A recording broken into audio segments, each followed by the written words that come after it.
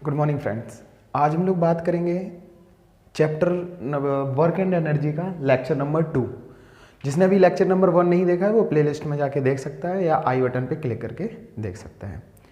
तो हम लेक्चर 1 में हम लोगों ने वर्क देखा था कि वर्क क्या होता है और वर्क की यूनिट क्या होती है और कैसे वर्क होता है। ठीक है, आज हम लोग बात करेंगे वर्क एंड एनर्जी का एनर्जी टॉपिक। एनर्जी कौन कौन से टॉपिक होंगे?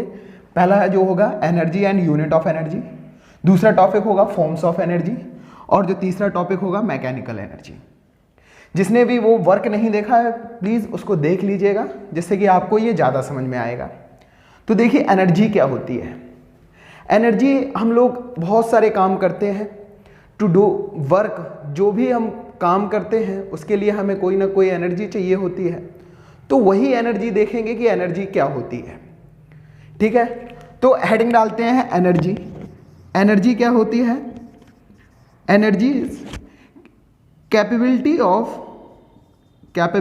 Of doing work.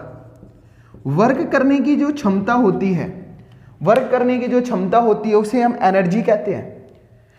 और कह सकते हैं ability of doing work, ability of doing work. जो वर्क करने की जो क्षमता होती है किसी भी बॉडी की, वो कोई भी बॉडी हो सकती है, तो वो होती है आपकी एनर्जी।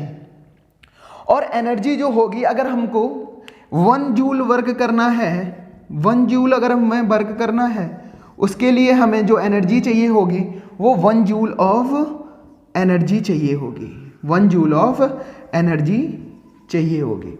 मतलब क्या है बेटा, जितना मुझे काम करना है उतनी ही मुझे एनर्जी चाहिए होगी। और वो एनर्जी कहाँ से होगी? वो अपनी अंदरूनी एनर्जी हो सकती है, मतलब पोटेंशियल एनर्जी भी हो सकती है, काइनेटिक एनर्जी भी हो सकती है और कई सारी एनर्जी होती है। कोई भी एनर्जी हो सकती है, केमिकल एनर्जी हो सकती है। तो ये एनर्जी क्या होती है?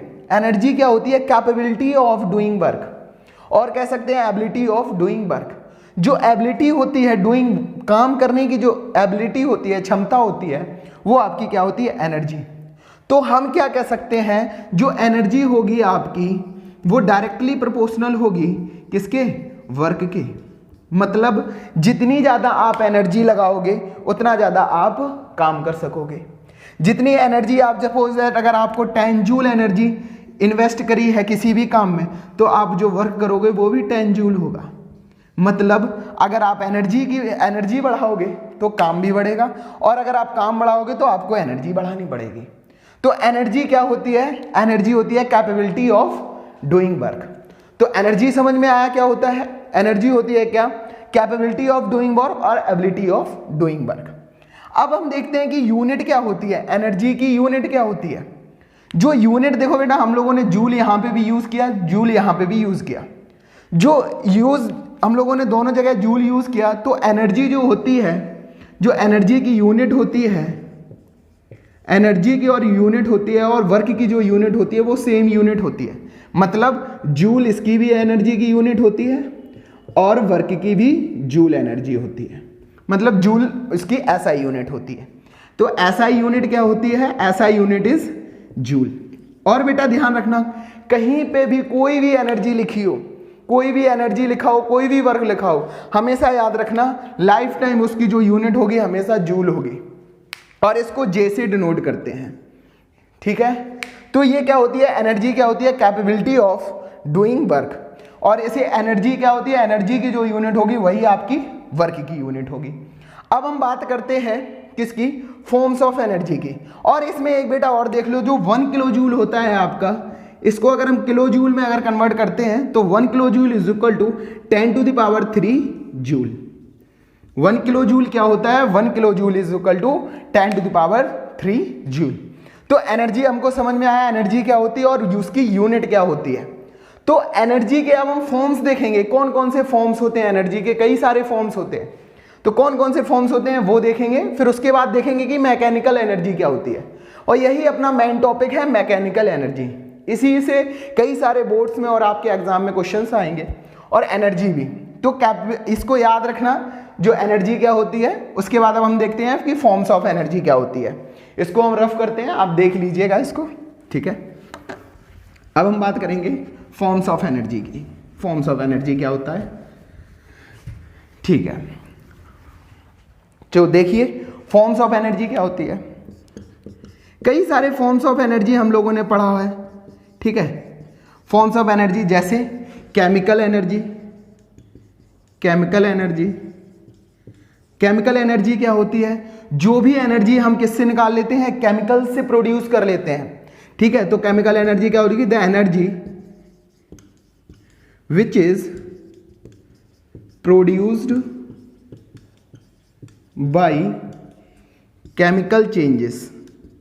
केमिकल चेंजेस, जो भी एनर्जी किससे, केमिकल चेंजेस से जो भी एनर्जी मिलती है हमको, वो होती है आपकी क्या, केमिकल एनर्जी। तो केमिकल एनर्जी आपको समझ में आया, केमिकल एनर्जी क्या होती है, जो एनर्जी प्रोड्यूस होती है केमिकल रिएक्शन से, केमिकल रिएक्शन या केमिकल चेंजेस से, उसे हम क्या कहते हैं, केमिकल एनर्जी। अब केमिकल एनर्जी के बाद हम देखते हैं दूसरा जो टॉपिक है अपना, सॉरी दूसरी जो एनर्जी होती है आपकी, वाटर एनर्जी भी होती है, ठीक है। वाटर एनर्जी, ठीक है, वाटर एनर्जी, जो वाटर से हमको एनर्जी मिलती है। और होती है क्या, सनलाइट एनर्जी, सनलाइट और सन एनर्जी, सनलाइट एनर्जी, ठीक है। कई सारे फॉर्म्स होते हैं एनर्जी, बहुत सारी एनर्जी होती हैं। हम लोगों ने विंड मिल भी पढ़ा, विंड एनर्जी भी होती है, ठीक है। ओशियन एनर्जी, टाइडल एनर्जी भी होती है, ocean energy, ocean tides energy, tides energy. और कौन कौन सी एनर्जी होती है, और हमने देखा कि विंड एनर्जी, विंड एनर्जी। तो कई सारी फॉर्म्स होती हैं एनर्जी की। और याद रखना इन सब की जो यूनिट होगी, इन सब की यूनिट आपकी जूल ही होगी, किसी की यूनिट चेंज नहीं होगी। तो जो फॉर्म्स ऑफ एनर्जी होती हैं कौन कौन सी होती हैं, chemical energy, chemical energy, water energy, sunlight energy, ocean tides energy, wind energy, और कई सारी बहुत सारी एनर्जीज होती हैं, ठीक है। तो एक जो मेन सोर्स है अपना जो एनर्जी का, वो क्या है, सनलाइट। सनलाइट एक मेन सोर्स है अपनी एनर्जी का। तो याद रखना इसके बाद फॉर्म्स ऑफ एनर्जी कई सारी फॉर्म्स होती हैं, कौन कौन सी होती हैं, chemical, water energy, sunlight energy, ocean tides energy, wind energy, और कई सारी एनर्जी हम लोगों ने पढ़ रखी है अपने क्लासेस में, छोटे क्लासेस में हम लोगों ने पढ़ रखी है एनर्जीज, ठीक है। तो ये होती हैं आपकी फॉर्म्स ऑफ एनर्जी। और अब आती है आपकी मैकेनिकल एनर्जी। तो मैकेनिकल एनर्जी समझेंगे आज कि मैकेनिकल एनर्जी क्या होती है। हम लोग क्या क्या पढ़ चुके हैं, एनर्जी क्या होती है, उसकी यूनिट क्या होती है, ठीक है। याद रखना कैपेबिलिटी और ability of doing work, forms of energy. अब हम पढ़ेंगे मैकेनिकल एनर्जी। क्या पढ़ेंगे, मैकेनिकल एनर्जी। मैकेनिकल एनर्जी क्या होता है, ठीक है। मैकेनिकल एनर्जी को अब हम लोग देखेंगे कि मैकेनिकल एनर्जी क्या होती है, ठीक है। देखो मैकेनिकल एनर्जी क्या होती है बेटा, मैकेनिकल एनर्जी, मैकेनिकल एनर्जी होती है जो भी काइनेटिक एनर्जी, अब काइनेटिक एनर्जी अभी बताते हैं कि क्या होती है, और पोटेंशियल एनर्जी का जो सम होता है वो आपके होता है क्या, मैकेनिकल एनर्जी। तो मैकेनिकल एनर्जी क्या होता है, it is the sum of, it is the sum of kinetic energy, kinetic energy, kinetic energy को के ई से इस तरीके से भी डिनोट करते हैं, या आप इसको इस तरीके से भी डिनोट कर सकते हैं, ठीक है। किसी भी एक तरीके से आप डिनोट कर सकते हैं काइनेटिक एनर्जी को। तो it is the sum of kinetic energy and potential energy, potential energy, potential energy. ये मैकेनिकल एनर्जी क्या होती है, जो सम होता है। मतलब अगर हम कहें कि mechanical energy is equal to, mechanical energy is equal to kinetic energy, kinetic energy plus potential energy, potential energy. तो क्या क्या होता है, जो मैकेनिकल एनर्जी आपकी होती है बेटा, वो होता है सम होता है काइनेटिक और पोटेंशियल एनर्जी का। और ये क्या होता है, के ई और ई के से किसी से भी डिनोट कर सकते हो। और पोटेंशियल एनर्जी को अगर आपको डिनोट करना है तो इस तरीके से आप डिनोट कर सकते हैं, ठीक है। तो ये होती है आपकी मैकेनिकल एनर्जी। तो मैकेनिकल एनर्जी क्या होती है? Sum of the kinetic and potential energy. अब हम बात करेंगे कि काइनेटिक एनर्जी क्या होती है और पोटेंशियल एनर्जी क्या होती है। हम लोगों को पोटेंशियल मैकेनिकल एनर्जी तो समझ में आ गई क्या होती है। मैकेनिकल एनर्जी होती है आपकी sum of potential energy and kinetic energy. ठीक है, अब हम बात करते हैं किसकी? Kinetic energy. सबसे पहले हम क्या बात करते हैं? काइनेटिक एनर्जी की बात करते हैं। ठीक है, इसको उतार लेना आप लोग। काइनेटिक एनर्जी को देखते हैं कि काइनेटिक एनर्जी क्या होती है। ठीक है बेटा, तो देखिए फर्स्ट जो टॉपिक है अपना काइनेटिक एनर्जी, और बहुत इंपॉर्टेंट टॉपिक है यही, आपके क्लास में बहुत इंपॉर्टेंट, आपके चैप्टर में यही बहुत इंपॉर्टेंट टॉपिक है, इसको ध्यान से समझना। काइनेटिक एनर्जी, काइनेटिक एनर्जी क्या है? ठीक है, काइनेटिक एनर्जी वो एनर्जी होती है जो किसी ऑब्जेक्ट के मोशन से प्रोड्यूस हो। किससे? मोशन से। सपोज दैट अगर हम क्या कहें कि अगर हम गाड़ी चला रहे हैं तो क्या है वो एनर्जी किसमें है? काइनेटिक एनर्जी, मतलब मूविंग एनर्जी जो होती है। आपको अगर शॉर्ट में याद रखना है तो क्या हो जाएगी? Moving energy. Moving energy is called kinetic energy. Kinetic energy जो मूविंग एनर्जी होगी, मूविंग कैसी?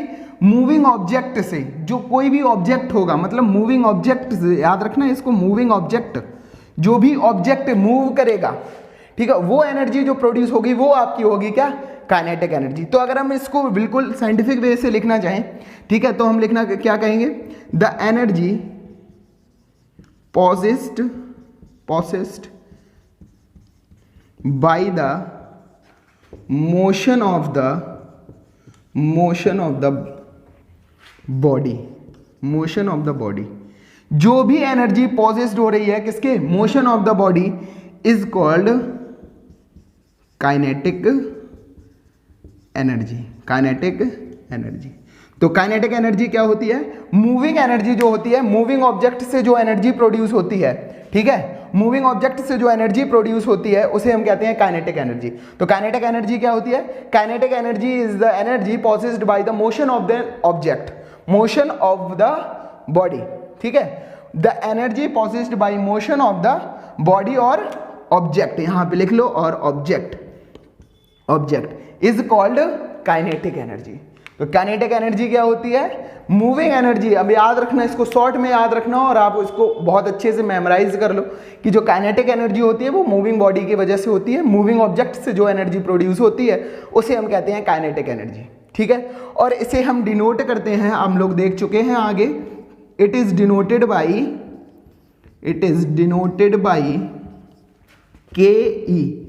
ठीक है, के ई, और इसको इस तरीके से भी लिख सकते हैं के डॉट ई। ठीक है, काइनेटिक एनर्जी, और इसको इस तरीके से भी लिख सकते हैं, जैसे आपकी इच्छा हो वैसे आप लिख सकते हैं। तो ये क्या होता है? इट इज डिनोटेड बाई के ई एंड ई के।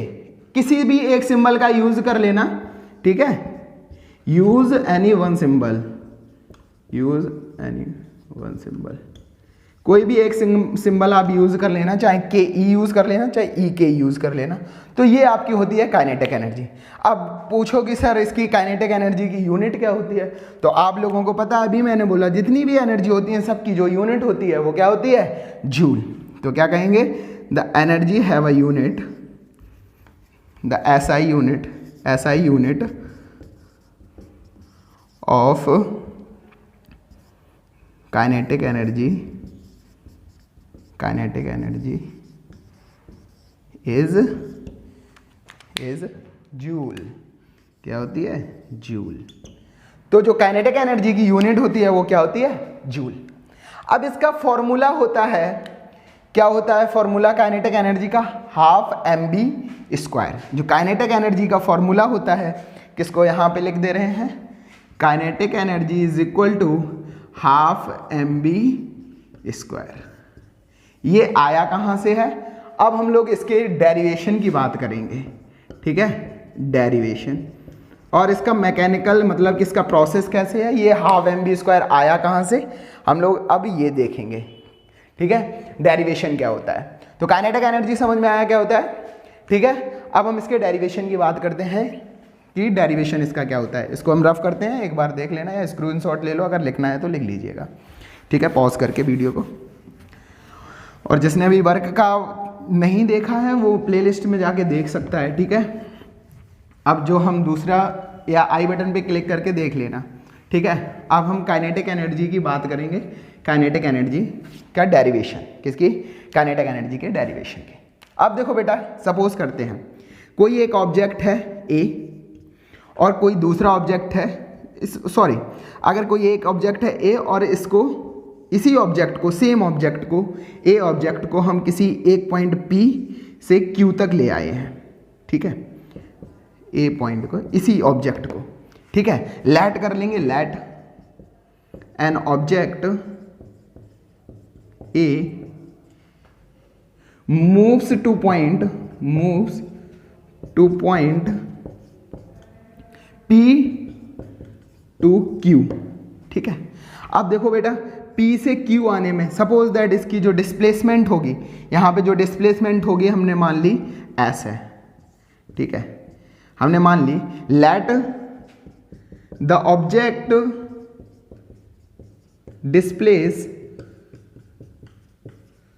डिस्प्लेस S यूनिट, S इसकी डिस्प्लेसमेंट जो हुआ है आपका वो हमने मान लिया S, ठीक है।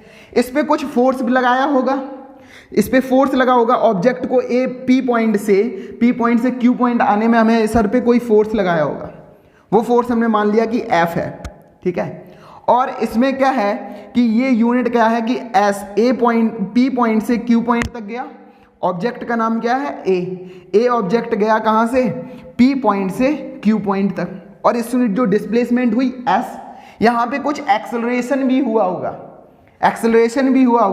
और वो एक्सेलरेशन हमने ए मान लिया। Let acceleration of the body, acceleration of the body when applied force, जब हमने फोर्स लगाया होगा, हमने पिछले चैप्टर में देखा था, किसी भी चीज में हम फोर्स लगाएंगे, force and law of motion में फोर्स लगाएंगे तो वो बॉडी क्या होगी, एक्सेलरेट हो जाएगी, बढ़ेगी, मतलब कि स्पीड बढ़ेगी उसकी, तो हमने उसका एक्सेलरेशन मान लिया कि ए है, ठीक है। और हम इस पे फोर्स लगाया, इसका कुछ मास भी होगा, लेट कर लेंगे, let the mass be M, mass हमने इसका एम मान लिया। तो देखो हमने क्या क्या लेट कर लिया, इसका मास एम है, इसका मास भी एम है, सेम ऑब्जेक्ट है, और डिस्प्लेस हुआ एस यूनिट पे, फोर्स लगा एफ, तो यहाँ पे कुछ एनर्जी लगी होगी, और वो एनर्जी मतलब कि हमने काम किया होगा, इस ऑब्जेक्ट को यहाँ तक लाने में कुछ हमने काम किया होगा, पी पॉइंट से क्यू पॉइंट लाने में, तो हमने इस पे मान लिया let work done is equal to हमने मान लिया फोर्स मल्टीप्लाई डिस्प्लेसमेंट, क्या, फोर्स मल्टीप्लाई डिस्प्लेसमेंट, ये तो फॉर्मूला होता है अपना डिस्प्लेसमेंट, ठीक है। इसको एक बार आप स्क्रीनशॉट ले लीजिए या इसको नोट डाउन कर लीजिए ताकि हम पूरा डेरिवेशन अब कर पाएं, ठीक है। वर्क डन क्या होता है, फोर्स इनटू में डिस्प्लेसमेंट। हम इसको रफ करते हैं, इसको आप उतार लेना। हम लोगों ने क्या क्या देखा है कि लेट कर लेंगे, let 2 points P and Q, ठीक है, ए बॉडी पी पॉइंट से क्यू पॉइंट तक गई है, डिस्प्लेस कितना हुआ है, डिस्प्लेसमेंट भी एक्स मान लिया, पी पॉइंट से क्यू पॉइंट तक गई है, बॉडी जो मास है इस बॉडी का, ए बॉडी का मास मान लिया हमने एम, और जो एक्सेलरेट हुआ है वो मान लिया ए, और इसका जो फोर्स लग रहा है वो मान लिया हमने एफ, ठीक है। इसको हम रफ करते हैं, ठीक है। तो देखो बेटा, सबसे पहले क्या होता है, फोर्स वर्क डन हुआ होगा, और वर्क डन वही एनर्जी होगी जो हमने क्या अभी हम लोगों ने बात किया कि work done is equal to energy की होगा, तो वर्क डन क्या हो जाएगा, फोर्स इनटू में डिस्प्लेसमेंट, तो एफ इज इक्वल टू क्या हो जाएगा, F multiply S. Equation number इसको फर्स्ट डाल दो। अब देखो यहाँ पे सेकेंड लॉ ऑफ मोशन, जो मोशन की इक्वेशन का यूज करेंगे, जो थर्ड इक्वेशन अपनी है, ठीक है, यूजिंग इक्वेशन ऑफ मोशन की इक्वेशन का हम यूज करते हैं, motion using equation of motion, क्या, थर्ड इक्वेशन यूज करते हैं, v² is equal to u² plus 2as, क्या होती है, V square is equal to U square plus 2as। ठीक है, अब हम इससे s की यूनिट निकालते हैं। ठीक है, s की वैल्यू निकालते हैं कि s की वैल्यू हमें क्या मिलती है, और ये s की वैल्यू हम इसमें पुट कर देंगे। ठीक है, अब देखो वी स्क्वायर क्या हो गया, V square minus U square is equal to 2as हो गया। इसको हमने इस साइड कर दिया, इसको 2as बना रहने दिया। हमको चाहिए क्या, s की यूनिट, तो हम s क्या कर लेंगे, s is equal to V square minus U square upon 2a। ठीक है, ये s की वैल्यू अब हम इसमें पुट करेंगे। ठीक है, सॉरी यहाँ पे वर्क कर लो, सॉरी जो वर्क क्या है, फोर्स इनटू में डिस्प्लेसमेंट, और s की वैल्यू अब हमने निकाल ली, इसको इक्वेशन डाल दो सेकंड। ठीक है, और अब हमको पता है कि व्हेन, जब इस पे फोर्स लग रहा होगा तो फोर्स क्या होता है, फोर्स इज इक्वल टू क्या होता है, मास इनटू में एक्सेलरेशन। हम लोगों ने मान लिया था कि यहाँ पे जो एक्सेलरेशन ड्यू टू, जब हमने फोर्स लगाया एक्सेलरेशन क्या हुआ, a, तो force is equal to mass into में a। तो इस यूनिट, ये हमने इक्वेशन डाल दी थर्ड। अब हम क्या करेंगे, ये दोनों वैल्यूज s की और f की दोनों वैल्यूज इस इक्वेशन में पुट करेंगे। ठीक है, तो हम क्या लिखेंगे, पुटिंग द वैल्यू ऑफ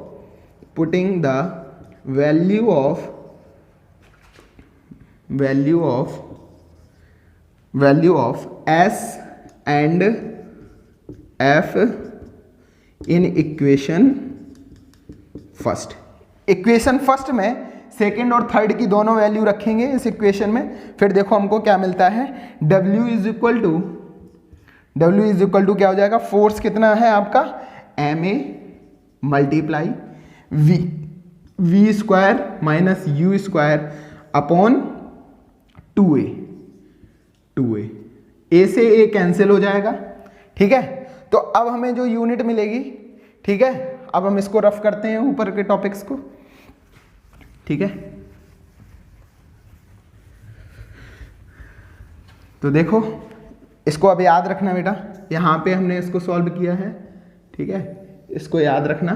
तो W की वैल्यू क्या आई, W is equal to mass into में एक्सेलरेशन, a से a कैंसिल हो गया, तो W हमको क्या मिला, W is equal to m/2 v square minus U square. ठीक है, अब इनिशियली इस ऑब्जेक्ट की वेलोसिटी क्या रही होगी, 0। ठीक है, तो u की जगह हम 0 पुट कर देंगे। At initial velocity of an object is क्या हो जाएगी, 0। मतलब u इज इक्वल टू आपका क्या हो गया, 0। अब u अगर 0 हो गया तो इसकी वैल्यू फिर से पुट करते हैं, w इज इक्वल टू क्या हो जाएगी, m क्या हो जाएगी, half 1/2 m v square minus 0 का स्क्वायर, तो w is equal to half m v square. तो ये देखो w इज इक्वल टू आ गया हाफ m v स्क्वायर, और w किसके बराबर होगा, एनर्जी के बराबर। तो हम क्या, इसको क्या करते हैं, इसको हम कहते हैं वर्क एनर्जी थ्योरम। क्या कहते हैं, वर्क एनर्जी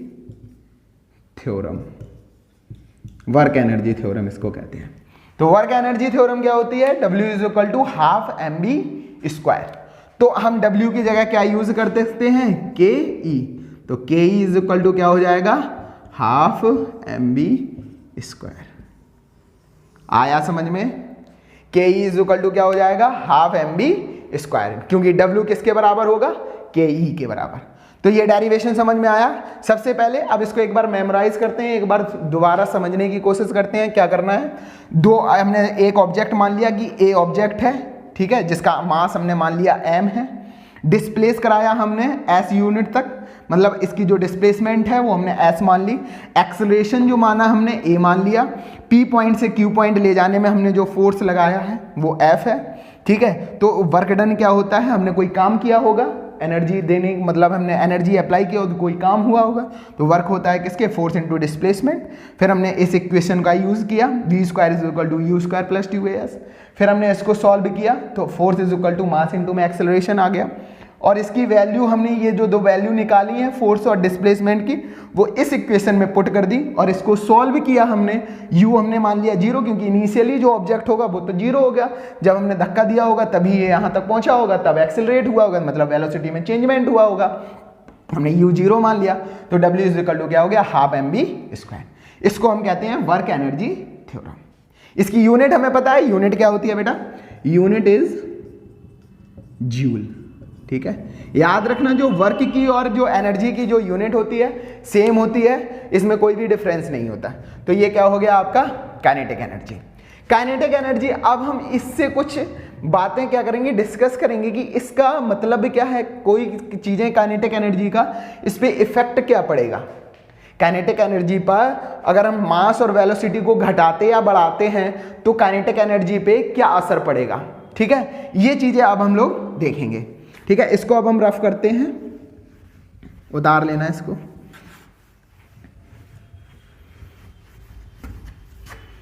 ठीक है,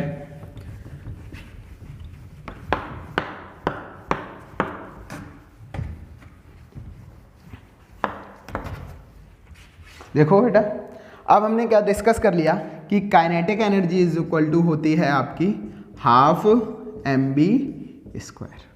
अब देखो बेटा, अगर हम मास को अगर डबल करते हैं, ठीक है, तो जो काइनेटिक एनर्जी है वो भी डबल हो जाएगी।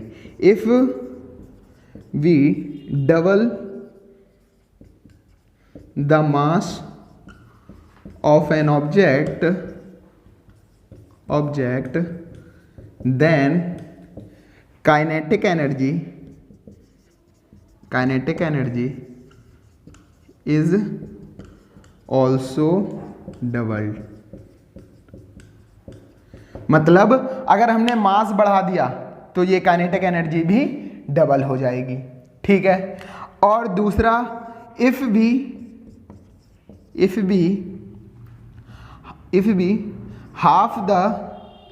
डू लिख देना यहाँ पे, if we do double the mass of an object. ठीक है, if we do half the mass of an object then its kinetic energy is also get half. मतलब अगर हमने मास को डबल किया तो काइनेटिक एनर्जी भी डबल हो जाएगी, अगर हमने मास को हाफ कर दिया तो काइनेटिक एनर्जी भी हाफ हो जाएगी। अब देखो, अब तो ये मास की बात हो गई, हम लोगों ने किसकी बात कर ली, मास की बात कर ली। अब हम इसकी बात करते हैं वेलोसिटी की। वेलोसिटी पे क्या असर होगा, वेलोसिटी का काइनेटिक एनर्जी पे क्या रिलेशन निकलेगा। ठीक है, अब इसमें क्या होगा, जैसे अगर हम v की वैल्यू अगर हम डबल करते हैं, if v double the velocity, if we do double the kinetic velocity of an object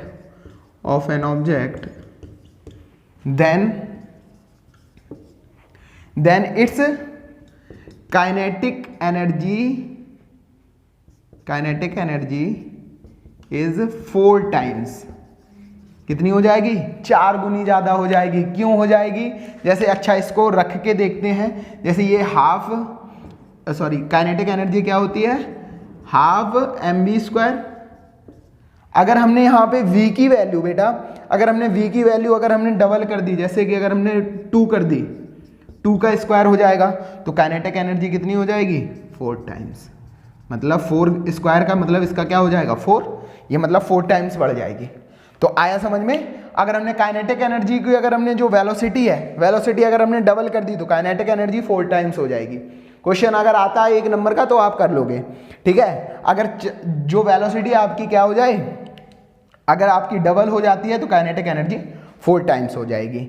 ठीक है, और ऐसे ही अगर हम क्या करें कि जो आपकी जो अगर हम वेलोसिटी को हाफ कर देते हैं, इफ वी डू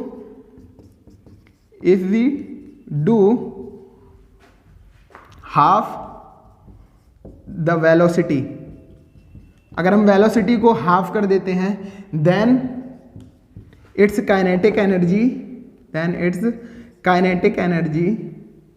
इज 1/4 हो जाएगी। कितनी हो जाएगी? 1/4। अब इसी में रख के देख लेते हैं। देखो काइनेटिक एनर्जी क्या होती है? Half mv²। अगर हमने v की वैल्यू रख दी कितनी? 1/2 का स्क्वायर क्या हो जाएगा? 1/4। ठीक है, इसको बेटा इनको छोड़ देना, इनको नहीं, इनको मतलब कि जब हम ऐसी बात करते हैं ना, कांस्टेंट को छोड़ देते हैं, मास को हमने, क्योंकि मास को हमने ऊपर ले लिया तब हमने वेलोसिटी को छोड़ दिया था। ऐसी जब हमने अब हमें वेलोसिटी को लिया है तो मास को छोड़ देंगे, अब जब मास लेंगे तो वेलोसिटी को छोड़ देंगे। अगर हमें रिलेशन को देखना है, स्टेब्लिश करना है, अगर हम लोगों के रिलेशन स्टेब्लिश करना है तो इसके लिए एक वैल्यू छोड़ देंगे, जो वैल्यू लेंगे उसी को रखेंगे और उसको बाद बाकी को छोड़ देंगे। ठीक है, याद रखना है इस चीज को। तो ये कंफ्यूज ना होना कि 1/4 सर ने पूरी क्यों नहीं ली, इसको छोड़ देते हैं, और सिर्फ वेलोसिटी का मुझे चाहिए तो वेलोसिटी का हमने देख लिया। ठीक है, तो 4 रूल्स हो गए। कौन से? अगर हमने मास को डबल किया, तो उसकी जो काइनेटिक एनर्जी है वो डबल हो जाएगी, और अगर हमने मास को हाफ किया तो जो उसकी जो काइनेटिक एनर्जी है वो हाफ हो जाएगी। और फिर हमने वेलोसिटी की बात करी, अगर वेलोसिटी को हमने डबल किया तो जो काइनेटिक एनर्जी आपकी है वो 4 टाइम्स हो जाएगी, और काइनेटिक एनर्जी को अगर वेलोसिटी को अगर हमने हाफ कर दिया तो काइनेटिक एनर्जी 1/4 हो जाएगी। क्या हो जाएगी? 1/4 टाइम्स। तो इसको याद रखना बेटा, 1/4 टाइम्स हो जाएगी। ठीक है, तो ये हमने आगे काइनेटिक एनर्जी की रूल।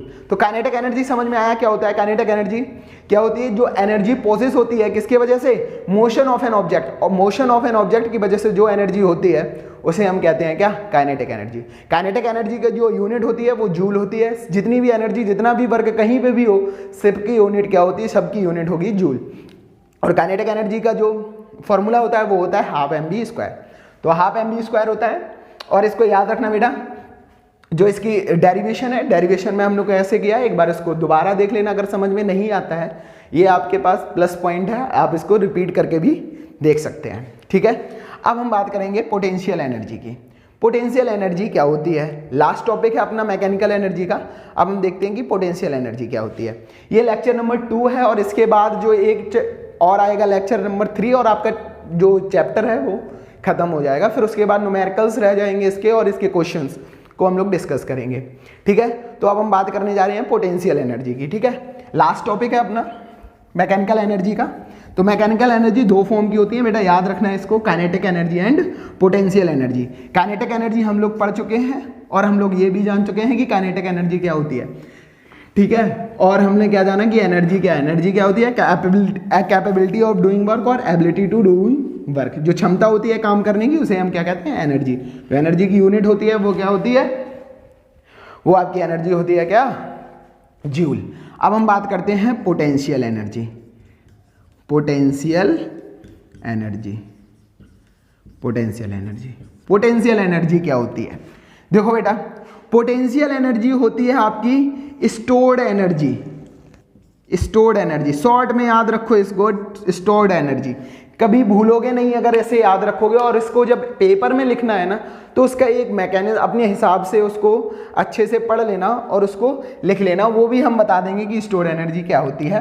तो जो पोटेंशियल एनर्जी होती है वो स्टोर्ड एनर्जी होती है। जैसे आपसे कोई टीचर या आपके घर वाले कि उस लड़के के पास पोटेंशियल है कि वो ये चीज़ कर सकता है। तो पोटेंशियल क्या है? अंदरूनी ताकत है, जो अंदर जो स्टोर्ड एनर्जी है अपनी बॉडी के अंदर, उसे हम पोटेंशियल एनर्जी कहते हैं। स्टोर्ड एनर्जी क्या कह सकते हैं उसको? Stored energy. जैसे सपोज दैट जो पोटेंशियल एनर्जी होती है एवरी बॉडी, हर एक बॉडी के पास होती है अपनी potential energy. Every body have potential energy. हर एक बॉडी के पास, चाहे वो लिविंग थिंग हो चाहे वो नॉन लिविंग थिंग हो, हर बॉडी के पास एक पोटेंशियल एनर्जी होती है। जैसे अगर ये मार्कर है बेटा, अगर हम इस मार्कर को यहाँ रखें, अगर इधर से गिराएंगे तो मतलब हमने जैसे ही छोड़ेंगे इस पर ग्रेविटी भी वर्क कर रही है, लेकिन इस पे पास अपनी एक बॉडी है, फिर से वो वहीं पे गिर जाएगी। तो ये क्या है? पोटेंशियल। जैसे एक और एग्जाम्पल है, जैसे कोई स्प्रिंग है, स्प्रिंग को हम क्या करते हैं, अभी तो वो स्टैटिक रहता है, जब बिल्कुल नॉर्मल फॉर्म में रखा है तो स्टैटिक है। अगर हम उसको छोड़ देते हैं, उसमें एनर्जी भर देते हैं, तो अगर हम उसको छोड़ते हैं तो फिर से वो अपने शेप में आ जाता है। क्या है इसका मतलब कि उसके अंदर जो पोटेंशियल एनर्जी थी वो क्या थी, स्टोर्ड थी, उसी के वजह से तो वो पास आ गया। तो पोटेंशियल क्या एनर्जी होती है, स्टोर्ड एनर्जी। ठीक है, तो हम इसको अगर साइंटिफिक बेस में लिखना चाहें, the energy which is possessed by changing the shape of an object or change its position। ये आपकी साइंटिफिक डेफिनेशन हो गई पोटेंशियल एनर्जी की। पोटेंशियल एनर्जी क्या होती है, वो एनर्जी होती है जो ऑब्जेक्ट का शेप चेंज करने से हो जाए या ऑब्जेक्ट की पोजीशन को हम चेंज कर दें। जैसे कि अगर हम इस मार्कर को ऊपर तक ले आते हैं और छोड़ देते हैं, तो इसका मतलब क्या है, ग्रेविटी तो वर्क कर ही रही होती है बेटा, लेकिन इसकी जो एनर्जी है, जिसका जो मास है, इसके अकॉर्डिंग जितना मास होगा उतना ही उसके पास पोटेंशियल भी होगा। जैसे कि अब अभी हम यहाँ पे खड़े हैं तो मेरे अंदर एक क्या है, पोटेंशियल है। अभी तो हम मूव नहीं कर रहे हैं, बिल्कुल ऐसे खड़े हैं, तो पोटेंशियल एनर्जी के वजह से खड़े हैं, जो स्टोर्ड एनर्जी है अपने अंदर। ठीक है, तो पोटेंशियल एनर्जी क्या होती है, the energy which is possessed by changing the shape of an object और चेंज इट्स पोजीशन। ठीक है, या तो उस ऑब्जेक्ट का शेप चेंज कर दो या उस ऑब्जेक्ट की पोजीशन में चेंज करने से जो एनर्जी प्रोड्यूस होती है, जो एनर्जी होती है, वो आपकी क्या होती है, पोटेंशियल एनर्जी। जैसे कि एक बात समझो कि कोई भी अगर क्रिकेट बॉल है, क्रिकेट बॉल को अगर हम स्टंप की तरफ फेंक के मारते हैं तो क्या होता है, स्टंप एकदम से दूर गिरता जाके। इसका मतलब क्या है कि वो एनर्जी है ना, वो स्टैटिक एनर्जी थी उस टाइम, उस पर कोई काइनेटिक एनर्जी वर्क करी तो वो दूर चला गया, लेकिन फिर से वो क्या हो जाएगा, उधर ही पे डला रहेगा। तो इसका मतलब क्या है कि पोटेंशियल एनर्जी को याद रखो बेटा, जो भी एनर्जी पोजेस होती है, या हम उसका जब ऑब्जेक्ट का शेप चेंज कर देते हैं या उसकी पोजीशन में चेंजमेंट कर देते हैं, उससे जो एनर्जी होती है वो होती है आपकी पोटेंशियल एनर्जी। तो पोटेंशियल एनर्जी समझ में आया क्या होता है। अब इसका डेरिवेशन देखते हैं। डेरिवेशन बहुत ही सिंपल होता है, हम लोगों के इसको तो ये तो पता है, जो यूनिट होती है बताने की जरूरत नहीं है। यूनिट ऑफ पोटेंशियल एनर्जी क्या होती है बेटा, जूल। क्या होती है, जूल। सारी यूनिट्स जो एनर्जी की, जितनी भी एनर्जी, कहीं पे भी एनर्जीज वर्ड भी लिखा हुआ है, जो उसकी ऐसा यूनिट होगी जूल होगी, इसको याद रखना बेटा। तो स्टोर्ड एनर्जी को हम क्या कहते हैं, पोटेंशियल एनर्जी।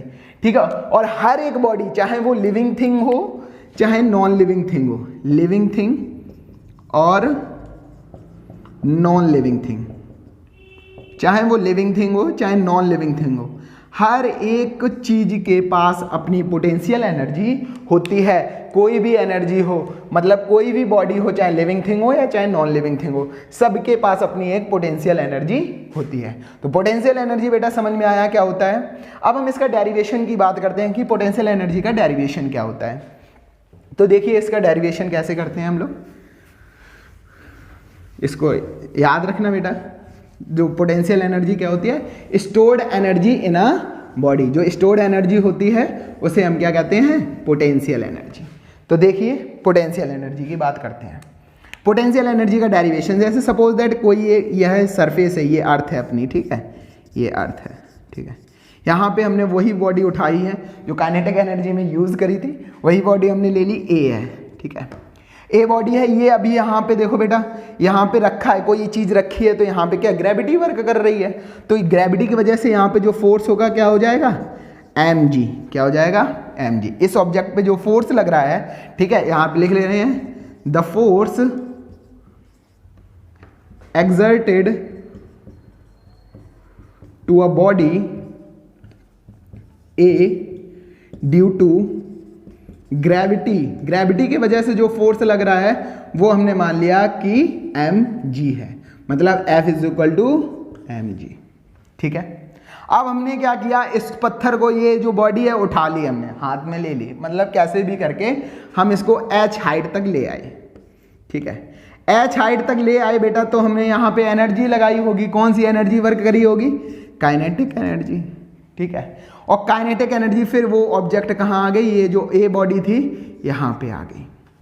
ठीक है, तो यहाँ पे डिस्प्लेसमेंट कितना हुआ, displacement of the body, displacement of the body against हो रहा है, ये ग्रेविटी के अगेंस्ट हम इसको ले जा रहे हैं, बॉडी अगेंस्ट ग्रेविटी, ग्रेविटी के अगेंस्ट जो वर्क कर रहे, वो हाइट जो डिस्प्लेसमेंट हुई है वो हो गई है h। क्या हो गई है? h। ऊपर की तरफ हम ले गए तो डिस्प्लेसमेंट हो गई h, ठीक है। और ये h डिस्प्लेसमेंट h के रूप में हुई। अब क्या होगा, जब अगर हम इसको छोड़ देंगे वहीं से तो फिर से वो स्टेशनरी आ जाएगी। तो यहाँ पे वर्क डन क्या होगा बेटा, अब जब इसे छोड़ेंगे तो एक वर्क होगा, और वो वर्क किसके वजह से होगा? इसकी पोटेंशियल एनर्जी की वजह से बेटा। और हम क्या कर सकते हैं, तो work is equal to, work done is equal to क्या हो जाएगा? फोर्स इनटू में डिस्प्लेसमेंट, फोर्स इनटू में डिस्प्लेसमेंट। और यहाँ पे फोर्स क्या वर्क कर रहा है, फोर्स क्या लग रहा है? mg, चाहे इसको ले लो चाहे उसको ले लो, ठीक है। जो फोर्स वर्क कर रहा है वो कर रहा है mg, और जो हाइट है इसकी, जो डिस्प्लेसमेंट है वो कितनी है? h। तो work done is equal to क्या हो जाएगा आपका? Work done is equal to mgh। तो पोटेंशियल, यही वर्क डन हम किसके बराबर कर सकते हैं? पोटेंशियल एनर्जी के। तो पोटेंशियल एनर्जी क्या हो जाएगी? Potential energy is equal to mgh। तो ये आपका डेरिवेशन रहा किसका? पोटेंशियल एनर्जी का। तो याद रखना, कोई भी एक मान लेना, बॉडी की A है जो स्टेशनरी है, अर्थ पे रखी हुई है, मतलब इस पे जो इसकी वेलोसिटी तो होगी नहीं, जीरो होगी। हमने इस पे फोर्स अप्लाइड किया, ऊपर तक ले गए, h हाइट तक हमने डिस्प्लेस कराया, हाफ mv² लगा था, तो h डिस्प्लेसमेंट हो गया। तो इस पे जो वर्क डन हुआ होगा वो होगा फोर्स इनटू डिस्प्लेसमेंट। तो फोर्स क्या लग रहा है? mg, और डिस्प्लेस कितना हुआ है? h, तो ये mgh हो गया। तो पोटेंशियल एनर्जी क्या होती है? mgh। तो इस बार हम लोगों ने कई सारे टॉपिक्स पढ़े हैं। कौन कौन से? कि एनर्जी क्या होती है, एनर्जी, फिर उसके बाद फॉर्म्स ऑफ एनर्जी पढ़ी, SI यूनिट ऑफ एनर्जी पढ़ी, ठीक है। फिर उसके बाद हम लोगों ने पढ़ा मैकेनिकल एनर्जी क्या होती है। मैकेनिकल एनर्जी होती है sum of potential energy and kinetic energy. फिर हम लोगों ने देखा काइनेटिक एनर्जी क्या होती है। काइनेटिक एनर्जी को याद रखना, the energy possessed by due to the motion of an object.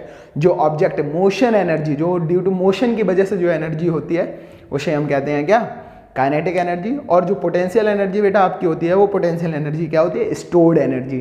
जो सेकंड फॉर्म ऑफ एनर्जी होती है मैकेनिकल एनर्जी में, होती है पोटेंशियल एनर्जी। पोटेंशियल एनर्जी क्या होती है? Stored energy. और एनर्जी जो चेंज हो जाती है उसके शेप या पोजीशन को चेंज करने से, उसे हम कहते हैं पोटेंशियल एनर्जी।